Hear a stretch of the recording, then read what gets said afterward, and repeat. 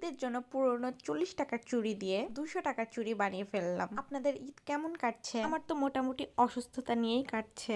ভিডিওটা শুরু করা যাক। সময় কিন্তু এই চুড়িগুলো অনেক ভাইরাল ছিল, এখন এগুলো পুরনো হয়ে গেছে, নষ্ট হয়ে গেছে, পরা হয় না, তাই ভাবলাম এগুলোকে একটু ডিজাইন করে সুন্দর করে করি। এই চুড়িগুলো আমার অনেক পছন্দের ছিল। চুড়িগুলো নিয়ে ভাবছি 4টা দিব না 3টা দিব। তারপরে আমি এই লেসটা নিয়ে নিয়েছি। এই লেসটা অনেকদিন ধরে বাসায় ছিল আর অনেক সুন্দরও। আমার ঈদের ড্রেসটাও হলো পিঙ্ক কালার, তাই ম্যাচ খাই যাবে। আর এই কাপড়টাও ছিল, লম্বা করাই ছিল, এটা নিয়ে নিয়েছি। আর সাথে নিয়ে নিয়েছি একটা ফেভিকল আঠা। আমি এক জায়গায় ফোনটা রেখে দিলাম। পরে পিঙ্ক কালার গুলো খুঁজছিলাম যে ওইগুলো দিয়েই করবো।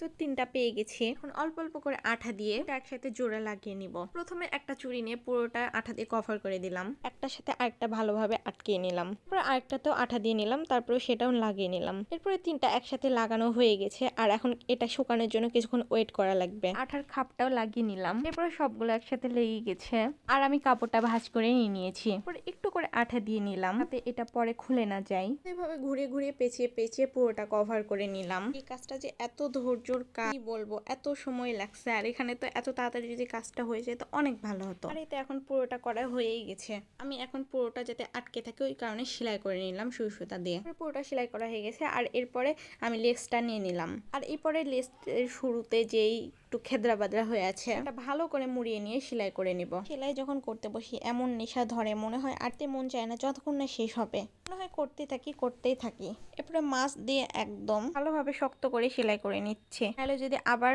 তখন আবার মনটা ভেঙে যাবে, মাঝে বিরক্ত লেগে যাচ্ছে, আবার করতেও ইচ্ছা করছে, কি একটা অবস্থা। তারপরে করতে করতে শেষমেশ এই পর্যন্ত এসেছি। এখন ভালোভাবে সেলাই করে নিতে হবে। এখন দেখতেও সুন্দর লাগছে, তাই না?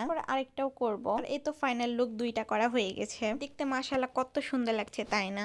তাই হোক যেমনই হোক, কিন্তু নিজের হাতে বানানো যে কোনো জিনিসই অনেক সুন্দর লাগে। এই কথাটা কিন্তু আসলেই সত্য। আমার যে ব্ল্যাক কালারের চুড়িগুলো ছিল ওগুলো নিলাম আর এটা পরে ট্রায়াল দিয়ে দেখছিলাম। হাতে কেন জানি চুড়ি ঢুকছিল না, ভুল করেছি, একটু তেল বা মেরিল দেয়া লাগতো।